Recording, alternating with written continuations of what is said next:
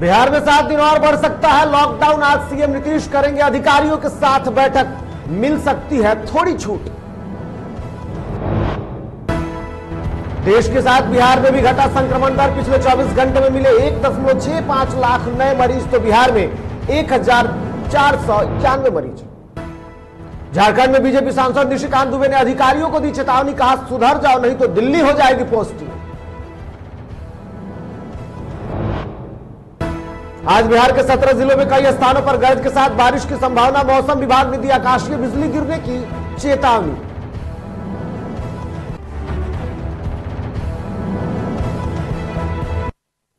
नमस्कार, आप देख रहे हैं डीटीवी भारत और मैं हूं आपके साथ निर्भय किशोर। तो आइए खबरों की शुरुआत करते हैं और सबसे पहले बात कोरोना की करेंगे। देश में फिर कोरोना का जो खतरा है वो धीरे धीरे कम होता दिख रहा है और ऐसे में कोरोना संक्रमण की जो दर है उसमें भी लगातार कमियां देखने को मिल रही है। पिछले 24 घंटे में देश में 1,65,553 नए कोरोना संक्रमितों की पहचान हुई है। इसके साथ साथ अब देश में एक्टिव मरीजों की संख्या की अगर बात की जाए तो देश में एक्टिव मरीजों की संख्या वर्तमान में 21,14,508 हो चुकी है। वहीं पिछले 24 घंटे में ठीक होने वाले मरीजों की संख्या 2,76,309 है, जबकि कोरोना से 3,460 लोगों ने अपनी जान गंवाई है। तो आपको बता दूं कि कोरोना का जो खतरा है वो अब धीरे धीरे कम होता दिख रहा है। हालांकि जहां एक तरफ संक्रमण का दर गिरता जा रहा है तो वहीं दूसरी तरफ देश में अब रिकवरी रेट भी बढ़ता जा रहा है। ऐसे में अब दुगुने से भी अधिक जहां संक्रमण मिल रहे हैं वहीं उससे अधिक अब रिकवरी के जो मरीज हैं वो सुरक्षित होकर कोरोना से जंग जीतकर अब अपने घर को वापस हो रहे हैं। तो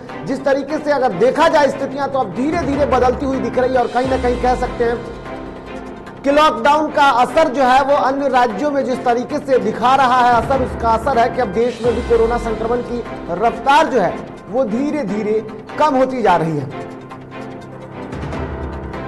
और जिस तरीके से कोरोना संक्रमण की जो रफ्तार है वो कम होती जा रही है, ऐसे में अब रिकवरी रेट भी बढ़ रही है।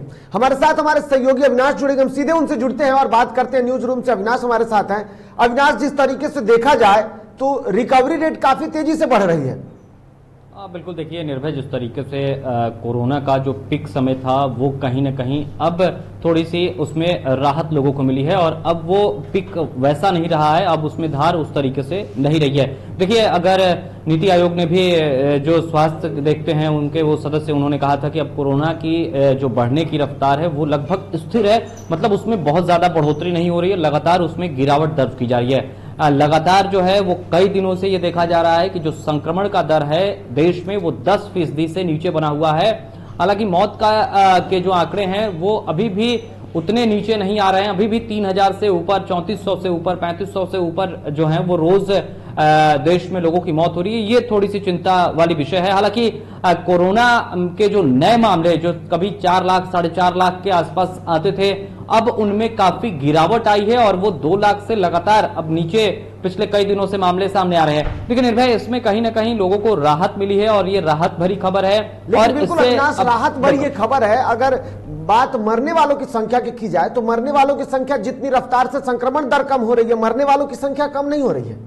बिल्कुल, देखिए एक्टिव मरीजों की जो संख्या है उसमें कई ऐसे एक्टिव मरीज हैं जो क्रिटिकल कंडीशन में हैं या फिर उनकी स्थिति जो चिंताजनक है, उनका जो संक्रमण दर है वो ज्यादा है। लंग्स में संक्रमण की जो बात कही जा रही है, अगर वो मरीजों में थोड़ी ज्यादा है तो उनकी मौत हो रही है और जो पहले से दूसरे बीमारियों से ग्रसित हैं उनके लिए ये ज्यादा खतरनाक देखने को मिला है। तो ऐसे में जो स्थितियां हैं उन स्थितियों को देखकर ये कहा जा सकता है कि अभी फिलहाल एक्टिव मरीजों की संख्या में जितनी तेजी से गिरावट होनी चाहिए थी वो नहीं हो रही है। हालांकि अब 20 लाख से 21 लाख के आसपास जो एक्टिव मरीज हैं, तो इसमें देखिए मौत का जो ये सिलसिला है ये धीरे धीरे कम होगा। लेकिन जो लगातार बातें भी सामने आ रही है, आपसे जानना चाहेंगे कि कहा यह जा रहा है कि जो नए संक्रमित मरीज मिल रहे हैं, क्योंकि अब जो स्ट्रेन आया है इस बार, जो देश में स्ट्रेन अभी मिल रहा है फिलहाल जो सिंगापुर का स्ट्रेन है, वो जहां संक्रमित हो रहा है यानी कि उससे जो लोग संक्रमित हो रहे हैं उनकी मौतें हो रही हैं। देखिए, जिस तरीके से कोरोना के नए नए स्ट्रेन्स देखने को मिले हैं, नया उसका प्रारूप देखने को मिल रहा है, ये जो कह लीजिए, या नए तरीके से लोगों को ग्रसित कर रहा है। देखिए, कोरोना लगातार अपना रूप बदल रहा है, या म्यूटेंट्स जिसमें कह रहा है कि लगातार उसके जो स्ट्रेन्स आ रहे हैं उसमें बदलाव हो रहा है। अब ये भी देखिए लगातार रिसर्च का विषय है, सरकार को इन तमाम पहलुओं पर रिसर्च करनी होगी कि आखिर अपने लोगों को कैसे बचाया जाए। देखिए, कोरोना अपना काम कर रहा है, वो ना दिन देख रहा है, ना रात देख रहा है, ना अमीर देख रहा है, ना गरीब देख रहा है, ना पुलिस वाले देख रहा है, ना नेता देख रहा है, ना रात देख रहा है। अविनाश आपको बना करके रखेंगे, जरा सा एक बार बिहार के भी परिदृश्य में देख लेते हैं। बिहार में पिछले कुछ दिनों से कोरोना के मामलों में लगातार कमी देखने को मिल रही है। जहां एक तरफ देश में कमियां दिख रही है, तो वहीं बिहार भी इसके साथ साथ आगे बढ़ रहा है। बिहार के 6 जिलों में 10 से कम नए मरीज मिले हैं। बिहार में शनिवार को 1491 नए कोरोना संक्रमित मरीजों की पहचान हुई। राज्य में पिछले 24 घंटे में 82,468 सैंपलों की जांच की गई और इसमें राज्य में कोरोना संक्रमण दर जो घट रहा है और वो अब 2 से भी कम हो गया है, यानी कि 1.80% है। राज्य में पिछले 24 घंटे में 5,168 कोरोना संक्रमित इलाज के बाद स्वस्थ होकर अपने घर को जा चुके हैं, जबकि 48 संक्रमितों की मौत हुई है। राज्य में संक्रमण के स्वस्थ होने की जो दर है वो लगातार बढ़ती जा रही है और ऐसे में अब वो 100% के करीब है, यानी कि 96.29% हो गई है। बिहार के 30 जिलों में 100 से कम नए कोरोना संक्रमितों की पहचान की गई है, जिसमें से अररिया में 53, अरवल में 36, औरंगाबाद में 70, बेगूसराय में 85, भागलपुर में 28, भोजपुर में 20, दरभंगा में 32, पूर्वी चंपारण में 19, गया में 96, गोपालगंज में 76, जमुई में 11, कटिहार में 44, खगड़िया में 31, किशनगंज में 34, लखीसराय में 17, मधेपुरा में 19, जबकि मधुबनी में 42, मुंगेर में 45 और मुजफ्फरपुर में 49 मामले सामने आए। इसके साथ साथ नालंदा में 65, नवादा में 14, पूर्णिया में 31, रोहतास में 19, सहरसा में 11, सारण में 27 और शिवहर में 11। इसके साथ साथ सिवान में 41 और सुपौल में 40, जबकि वैशाली में 28 और पश्चिमी चंपारण में 14 नए कोरोना संक्रमितों की पहचान हुई है। एक बार फिर से अविनाश के साथ जुड़ेंगे। अविनाश, जिस तरीके से देश की स्थितियां देखी जाए और बिहार भी इसमें अगर देखा जाए तो बिहार काफी तेजी से संक्रमण के मामले में सुधार करता हुआ दिख रहा है और यहां मरने वालों की संख्या भी काफी कमी है। अब बिल्कुल देखिए, बिहार ने अच्छा काम किया है, बिहार के लोगों ने अच्छा काम किया है। लॉकडाउन का असर बिहार में व्यापक तरीके से दिखा है। देखिए, लॉकडाउन जब नहीं था तब यही आंकड़े 15,000 14,000 आते थे, अब यही आंकड़े घटकर 1,500 से भी नीचे आ गए हैं। देखिए, मौत का भी जो आंकड़ा था वो लगातार बिहार में बढ़ता जा रहा था, अब जो आंकड़े हैं वो 50 से नीचे आ गए हैं मौत के आंकड़े। तो ये कहीं ना कहीं राहत भरी खबर है और इसको लेकर फिलहाल जो है वो स्थितियां स्पष्ट हैं, या फिर इस तरीके से कह लें कि स्वास्थ्य विभाग जिस तरीके से काम कर रहा है। हालांकि इसमें निर्भय एक बात यह है कि जो जांच की जो प्रक्रिया है या जांच के जो आंकड़े हैं वो थोड़े कम हुए हैं, अर्थात जहां 1,40,000 1,30,000 रोज जांच होते थे, वहीं कल जो स्वास्थ्य विभाग ने आंकड़े जारी किए वो 82,000 के आसपास के जो सैंपल है वो जांच किए गए हैं। तो इसमें हो सकता है कि थोड़े पॉजिटिव मरीज कम मिले हों, अन्यथा हमने देखा है कि अभी पिछले कई दिनों से 2,500 या उसके आसपास मामले मिल रहे थे, लेकिन कल जो आंकड़े जारी किए गए उन आंकड़ों के अनुसार बिहार में 82,000 या 80,000 से ऊपर थोड़े ही जांच किए गए थे। और 82,000 के आसपास जो जांच हुई, अविनाश एक जानकारी और सामने आ रही है जिस तरीके से, क्योंकि अब सरकार ने जांच की प्रक्रिया को अधिक करने के लिए जिलों में वाहन की शुरुआत किया और गांव-गांव जाकर के जो वाहन है वो लोगों को वैक्सीनेट तो कर ही रहे हैं, साथ ही साथ जांच भी किया जा रहा है।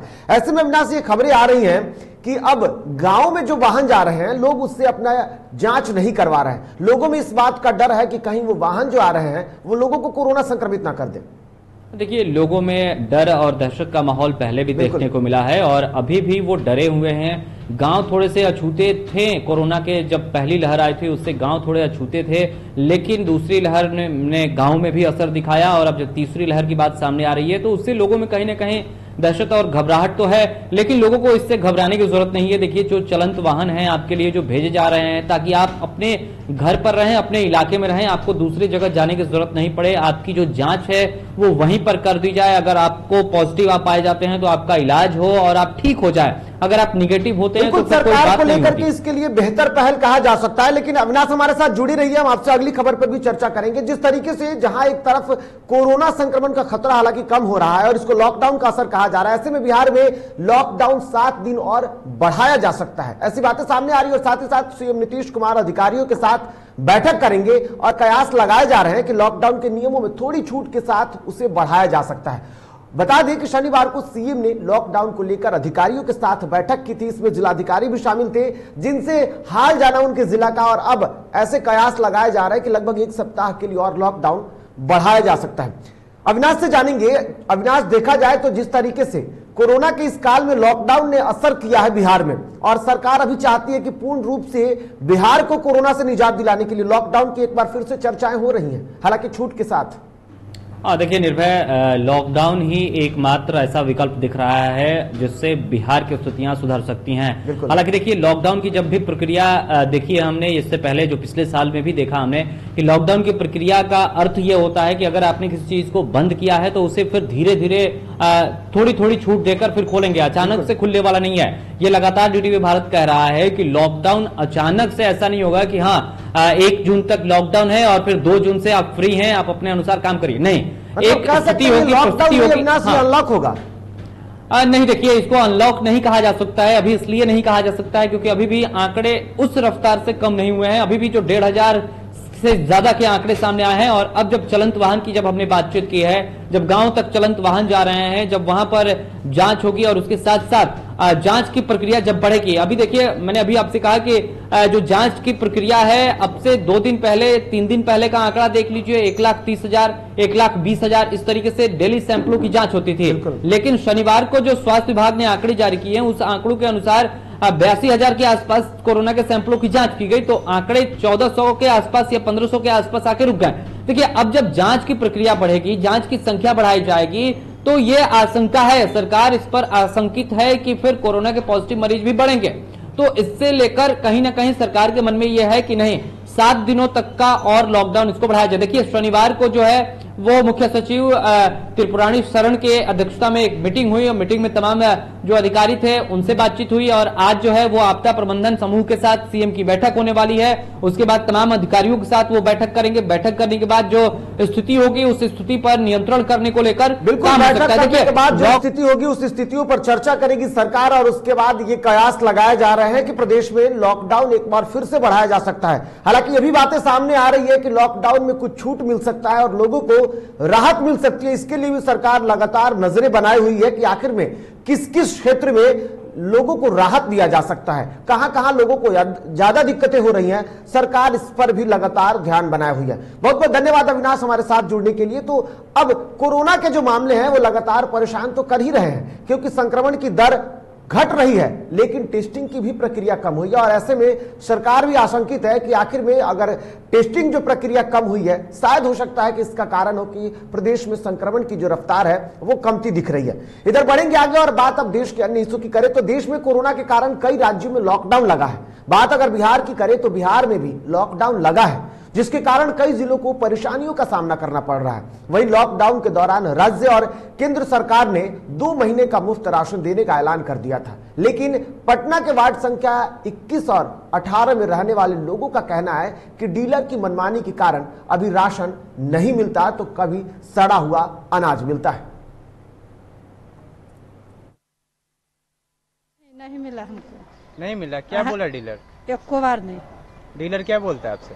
अरे कहे कि राशन बनवे नहीं किया है। तो राशन तो मिल रहा है लेकिन उसमें पिलुआ रहता है, गंदा रहता है सर। कितना राशन मिल रहा है आप लोग को? 25-25 किलो मिला है। अब 1 महीना का मिला है, वो 20 किलो काट कर दिया है। 70 किलो होता है जो 50 किलो दिया है। 20 किलो क्यों नहीं दे रहा? क्या बोल रहा है? कहा कि इतने होबे करेगा। इधर बिहार शरीफ व्यवहार न्यायालय में वैश्विक महामारी कोरोना संक्रमण के कारण लंबे समय से कार्य ठप रहा। ऐसे में अब जब कोरोना महामारी का असर धीरे धीरे कम हो रहा है तो अब न्यायिक कार्य भी शुरू कर दिया जा रहा है। बता दें आपको कि सोमवार से वर्चुअल मोड में बिहार शरीफ व्यवहार न्यायालय में काम प्रारंभ किया जाएगा। उच्च न्यायालय के निर्देश के बाद वर्चुअल मोड में जमानत की अर्जी पर सुनवाई का आदेश दिया गया है। इसके बाद सोमवार से बिहार शरीफ व्यवहार न्यायालय में जमानत की अर्जी पर सुनवाई शुरू हो जाएगी। कोर्ट तो अर्जेंट वर्क के लिए खुला है। जैसे हमारे यहाँ रिमांड, अब तक रिमांड ही हो रहा था, लेकिन हाई कोर्ट का डायरेक्शन है कि नहीं, अर्जेंट मैटर में बेल भी है, जो केवल जेल ही जाना ठीक नहीं है। इसलिए आज से हम लोग व्यवस्था बना रहे हैं और सोमवार से हमारे यहाँ बेल पिटीशंस होंगे और वर्चुअल मोड में उनकी सुनवाई होगी। इधर बक्सर के बिशुनपुरा गांव में वैक्सीन कराने गई टीम को ग्रामीणों ने भगा दिया। ग्रामीणों का कहना है कि यहां कोरोना नहीं है, ऐसे में वैक्सीन की कोई जरूरत नहीं है। वहीं पीएचसी प्रभारी डॉक्टर सुधीर कुमार ने बताया कि टीम के सदस्यों ने ग्रामीणों को टीकाकरण से होने वाले फायदे के बारे में बार बार बताने की कोशिश की, लेकिन ग्रामीण कुछ सुनने को तैयार नहीं थे।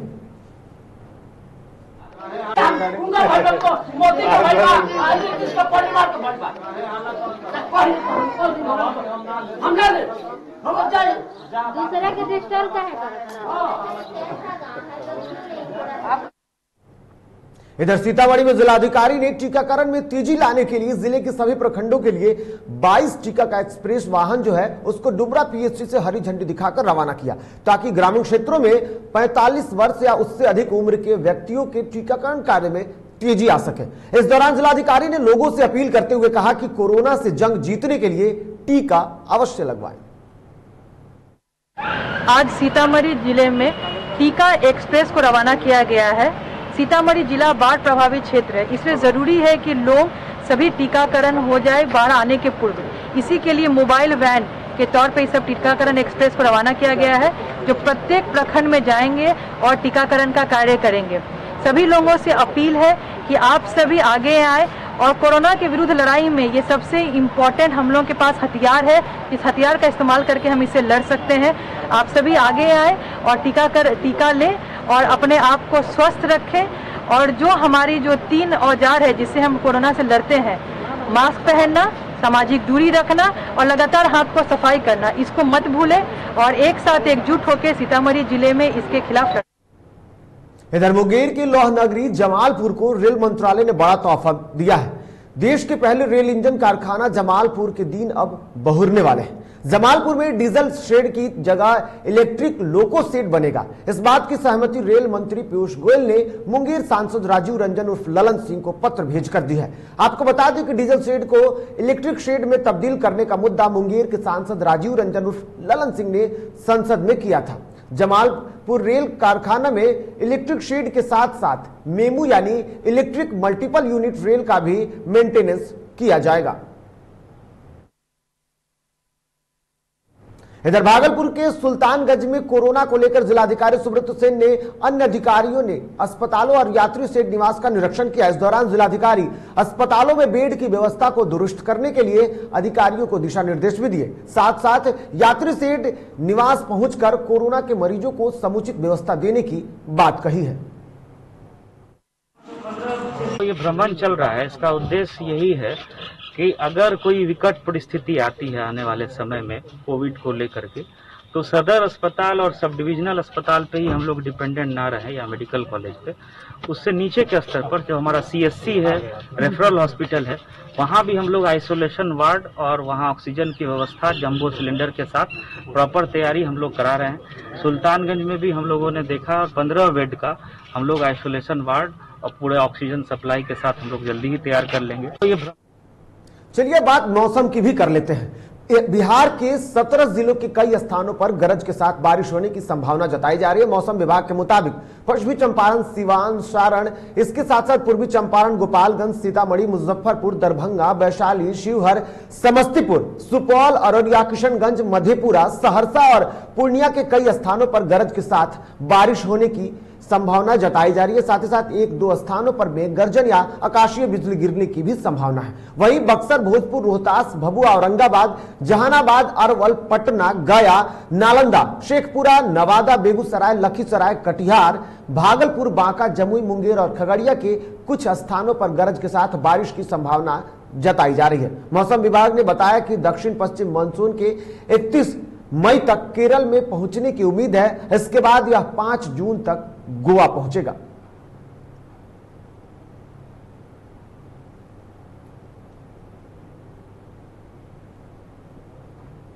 इधर रोहतास जिले के ताराचंडी के पास कार और बस की जोरदार टक्कर हो गई। इस हादसे में 5 लोग गंभीर रूप से घायल हो गए। बताया जाता है कि गया से कार वाराणसी जा रही थी, तभी सासाराम के ताराचंडी के पास बस से जोरदार टक्कर हो गई, जिसमें 2 महिलाओं समेत कुल 5 लोग घायल हो गए। सभी घायलों को अस्पताल सासाराम में इलाज के लिए भर्ती कराया गया है। तो आपको बता दूं कि कार और बस की जोरदार टक्कर हुई है। दरअसल यहां तेज रफ्तार का कहर देखने को मिला है। रोहतास जिले में एक बार फिर से तेज रफ्तार का कहर देखने को मिला और इसमें 5 लोग गंभीर रूप से घायल हो गए हैं, जिसमें से 2 महिलाएं शामिल है। बताया जा रहा था कि ये जो वाहन है वो बनारस जा रही थी और इसी दौरान यहां पर चंडी के पास जोरदार टक्कर हो गई, जिसमें से कार और बस में हुई जोरदार टक्कर में 5 लोग गंभीर रूप से घायल बताए जा रहे हैं। हालांकि सभी को स्थानीय लोगों के साथ साथ प्रशासन के द्वारा अस्पताल में इलाज के लिए भर्ती कराया गया है। इधर से गाड़ी अपने साइड में आ रहे थे और अचानक से बस वाला जो है वो अपना रॉन्ग साइड से उधर से आ रहा था और एक वो गाड़ी को कट एक था, उस कट में मोड़ के उधर मैंने रोड को इस तरफ से उस तरफ जाने के लिए एक मोड़। किस गाड़ी थे आप लोग? कहाँ से जा रहे थे? कहाँ से हम लोग आ रहे थे? गया जा रहे थे बनारस हॉस्पिटल में इलाज कर। और जिस तरीके से यहां पर तेज रफ्तार का कहर देखने को मिला, ऐसे में 5 लोग गंभीर रूप से घायल हो गए और घायलों को भी आपने सुना। हालांकि अब इसको लेकर के पुलिस प्रशासन जांच में जुट गई है कि किस तरीके से गलती आखिर किसकी थी, लेकिन लोगों के सहयोग से अब जो भी पीड़ित थे, जो भी घायल थे, उनको अस्पताल सासाराम में पहुंचाया गया, जहां पर उनका इलाज चल रहा है। इस खबर पर हमारे साथ हमारे सहयोगी अश्वनी जुड़े हुए हैं। अश्वनी, एक बार फिर से रोहतास में तेज रफ्तार का कहर देखने को मिला है। जी निर्भय, मैं आपको बता दूं कि जिस तरीके से रोहतास में आए दिन जो घटनाएं घट रही है, बिल्कुल उसको लेकर के किसी तरीके से प्रशासन के द्वारा जो है इस घटनाओं पर लगाम नहीं लगाया जा रहा है। बिल्कुल ऐसे में जो रात्रि में एक घटना घटी, एक बाइक सवार को स्कॉर्पियो जो है जोरदार तरीके से धक्का मारा, जिससे उसकी मौत हो गई। और वही सुबह अगर बात कर ले, सुबह की बात कर ले तो सुबह करीब 9 बजे जो घटना घटित हुई है, बेहद दर्दनाक तरीके से हुई है, जिसमें 2 महिलाएं जो है अंजू देवी और सोनी देवी जो है, जो की है कि तो पूरी तरीके से जो है अभी हालत उनको नाजुक बनी हुई है। बिल्कुल। और इसको लेकर के सवाल उठाया जा रहा है, लोगों में सवाल उठ रहा है कि जिले में जिस तरीके से रफ्तार के कहर जारी है, ऐसे में अनियंत्रित होकर बाइक सवार हो चाहे अन्य वाहन चालक हो, गाड़ी को कह सकते कहीं ना कहीं प्रशासन की बड़ी लापरवाही इसको कह सकते हैं अश्वनी, क्योंकि अगर प्रशासन स्पीड पर लगाम लगाने की कोशिश करे, अगर जांच के दौरान जिस तरीके से वैसे भी प्रदेश में लॉकडाउन है और प्रशासन सड़कों पे दिखती है, तो अगर स्पीड पर ब्रेक लगाया जाए तो शायद इसको रोका जा सकता है। जी बिल्कुल, आपका कहना सही है निर्भय जी, कि जिस तरीके से जो घटनाएं घटित हो रही है, आए दिन जो रफ्तार का कहर देखने को मिल रहा है, रोहतास में इस तरीके की घटनाएं ज्यादातर हो रही है। बिल्कुल। ऐसे में कहीं स्पीड ब्रेक करके व्यवस्था नहीं के लिए पुलिस रहती है। ऐसे में बात करें अगर ताराचंद की जो घटना हुई है, वहाँ पर जिस तरीके से हुई है, वहाँ पुलिस जो है तो वहाँ से थाना करीब कम से कम 10 किलोमीटर की दूरी पर है, लेकिन थाना जो है रात्रि में गश्ती करता है, लेकिन दिन में वहाँ पर थाना जो है पुलिस जो है वहाँ दिखाई नहीं देती है। ऐसे में जो है अनायास तरीके से, तेज तरीके से जो गाड़ी चलाते हैं वाहन चालक, जिससे आए दिन दुर्घटनाएं वहां घटित हो जाती है। बिल्कुल, आए दिन लगातार दुर्घटनाएं घट रही है और ऐसे में सवाल उठता है कि आखिर में प्रशासन क्या कुछ कर रही है। बहुत बहुत धन्यवाद अश्वनी हमारे साथ जुड़ने के लिए। तो ये थे हमारे साथ हमारे सहयोगी अश्वनी, जिन्होंने रोहतास में हुई एक घटना को जिक्र किया है और इसमें तेज रफ्तार का कहर देखने को मिला है। फिलहाल बढ़ेंगे आगे और अब बात गया की करेंगे। गया मुगलसराय रेलखंड पर पेट्रोल की चोरी का मामला सामने आया है। दरअसल आउटर सिग्नल पर खड़ी पेट्रोल टैंकर मालगाड़ी से चोर पेट्रोल की चोरी कर रहे हैं, जिसको फिलहाल कोई देखने वाला नहीं है। वहीं इस तरह से पेट्रोल टैंकर से पेट्रोल निकालने के दौरान कहीं बड़ा हादसा हो सकता है, जिसको लेकर के लगातार आशंकाएं जताई जा रही है।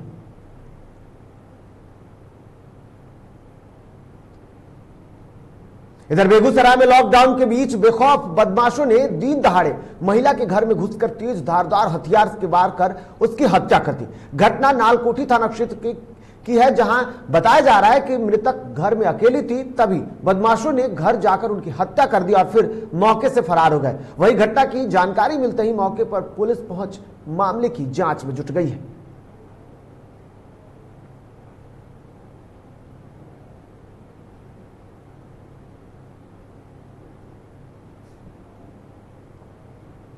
और अब बात झारखंड की कर लेते हैं। झारखंड के सबसे बड़े अस्पताल रिम्स में स्वास्थ्य व्यवस्था को लेकर राजनीति तेज हो गई है।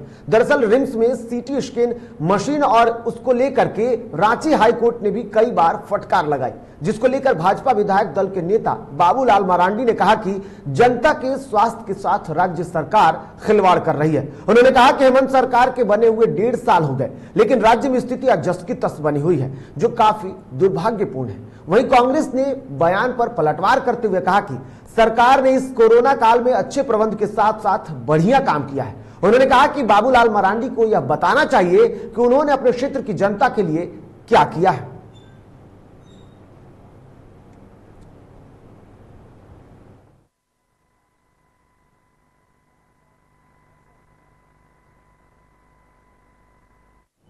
तो बिल्कुल आपको बता दूं कि अब झारखंड में जिस तरीके से सरकार बेहतर कोरोना संक्रमण के बीच में बेहतर दावे कर रही है, बेहतर वादे कर रही है, बेहतर काम करने का जहां एक तरफ दावा कर रही है, वहीं अब इसको लेकर के लगातार प्रदेश में राजनीति शुरू हो गई है। और इस तरीके से देखा जाए तो साफ तौर पर खराब स्वास्थ्य व्यवस्था पर सियासत भी तेज हो गई है, जहां एक तरफ बीजेपी लगातार सरकार पर हमले बोल रही है और ये कह रही है कि 1.5 साल हो गए वर्तमान सरकार को बने हुए, लेकिन उसके बावजूद भी व्यवस्थाएं नहीं सुधर रही हैं, जिसको लेकर के खुद अब कांग्रेस ने भी पलटवार किया है। और कांग्रेस ने कहा है कि अगर ऐसा नहीं है तो फिर बताएं कि अपने सरकार में क्या किया है। इधर मुख्यमंत्री हेमंत सोरेन के इशारे पर काम करने को लेकर के गोड्डा से सांसद निशिकांत दुबे ने अधिकारियों को धमकाया है। उन्होंने ट्वीट करके कहा है कि मुख्यमंत्री हेमंत सोरेन के इशारे पर नाचने वाले अधिकारियों अल्टा जी, पलटा जी, भजन जी, अच्छा जी, ये सब उन्होंने ट्वीट किया है। और इसमें उन्होंने कहा है कि कानून के इशारे पर चलिए, कानून सम्मत काम करिए, नहीं तो दिल्ली पोस्टिंग करने का इंतजार कीजिए। दरअसल जिस तरीके से बंगाल में हुए प्रधानमंत्री नरेंद्र मोदी के समीक्षा बैठक के दौरान जब मुख्यमंत्री वहां पर नहीं पहुंची, मुख्यमंत्री ममता बनर्जी के नहीं पहुंचने के बाद सियासी शुरू हुई, तो खुद केंद्र सरकार ने वहां के मुख्य सचिव को दिल्ली तलब कर दिया। और अब उसका एक नजारा जो है वो झारखंड में भी देखने को मिला है। झारखंड में एक मामले की जांच कर रही सीआईडी के मामले पर खुद उन्होंने, यानी कि गोड्डा के जो सांसद हैं, उन्होंने अपनी प्रतिक्रिया दी और बाकायदे उन्होंने ट्वीट करके उन्होंने अधिकारियों को जमकर फटकार लगाई। आपको बता दूं कि हमारे साथ हमारे सहयोगी गोड्डा से संतोष जुड़े हुए हैं। संतोष, कह सकते हैं कि एक बार फिर से गोड्डा के जो सांसद हैं निशिकांत दुबे, वो अधिकारियों को धमकाते नजर आ रहे हैं। जी हाँ, बिल्कुल। सांसद ने एक ट्वीट किया और ट्वीट के बाद उन्होंने एक तरह से कल के जो रघुवर दास का ट्वीट था, बिल्कुल उसको ही एक तरह से समर्थन किया। आपको शायद आपको बताते चले कि क्योंकि झारखंड में हॉर्स ट्रेडिंग का मामला आया हुआ है और रघुवर दास को अप्राथमिक अभियुक्त बनाने के बाद राजनीति गर्मा गई है। मुझे लगता है कि कहीं न कहीं सांसद का यह बयान उसका ही उसकी एक अगली कड़ी हो सकती है। बिल्कुल बिल्कुल, आपने जिस तरीके से कहा हॉर्स ट्रेडिंग बिल्कुल सही है। दरअसल पूर्व जो मुख्यमंत्री हैं उनके ऊपर भी गंभीर मामले हैं और ऐसे में उसकी जांच के लिए सीआईडी को तैनात किया गया और खुद सीआईडी को लेकर के भी उन्होंने जो नामों की जिक्र किया है उस नामों में उन्होंने हमले बोले हैं। इशारों में जो चीफ हैं उन पर उन्होंने हमला बोला है। क्या लगता है संतोष, जिस तरीके से सांसद महोदय धमकी दे रहे हैं, आखिर में क्या वो चाहते हैं? उनका जो दबदबा है या केंद्र के डर से वो अधिकारियों को डराना चाहते हैं? देखिए, क्योंकि अभी झारखंड में एक बहुत बड़ा चुनाव हुआ था, पेशनी जिसको थी भाजपा की मधुपुर चुनाव, इसमें सांसद ने ही मुख्य भूमिका निभाई थी, गोड्डा सांसद ने। मधुपुर गोड्डा लोकसभा क्षेत्र के अंतर्गत आता है। वहां पर इनको हार की खानी पड़ी। उसके बाद बिल्कुल हार की खानी की पड़ी और उसके बाद ऐसा कह सकते हैं कि जो वहां पर अधिकारी हैं वो अधिकारियों को डराने की बीजेपी भरपूर कोशिश कर रही है। बहुत बहुत धन्यवाद संतोष हमारे साथ जुड़ने के लिए। तो बढ़ेंगे आगे और अब बात जामताड़ा की करेंगे। जामताड़ा में एक किन्नर ने 2 आरपीएफ जवानों पर जबरदस्ती करने और मारपीट करने का आरोप लगाया है। वहीं किन्नरों ने इसके लिखित शिकायत, किन्नर का आरोप है कि वह जल्दबाजी में ट्रेन की टिकट नहीं ले पाई, जिसके बाद आरपीएफ के 2 जवानों ने उसके साथ पहले मारपिटाई की। वहीं जामताड़ा रेलवे आरपीएफ पदाधिकारी ने कहा कि इस मामले की जांच की जाएगी और जो भी आरोपी होंगे उन पर कार्रवाई की जाएगी।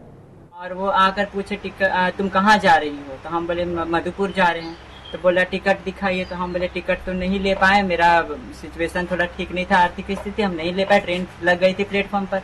तो वो बोलता है कि ठीक है बाथरूम में चलो, हम लोग आपस में ले दे के निपटा लेंगे।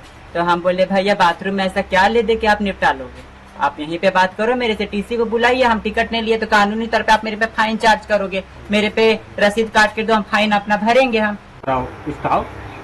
उनके द्वारा जो बयान दिया गया कि इनके जो यहाँ पर हमारे पास में आई है उनके द्वारा अभद्र व्यवहार किया गया और उसी दौरान समझाने बुझाने के विदाउट मास्क थी, उनके पास कोई ट्रेवलिंग अथॉरिटी नहीं थी, तो as a routine checking sir. तो खबरों के सफर में फिलहाल इतना ही, मुझे दीजिए इजाजत, नमस्कार।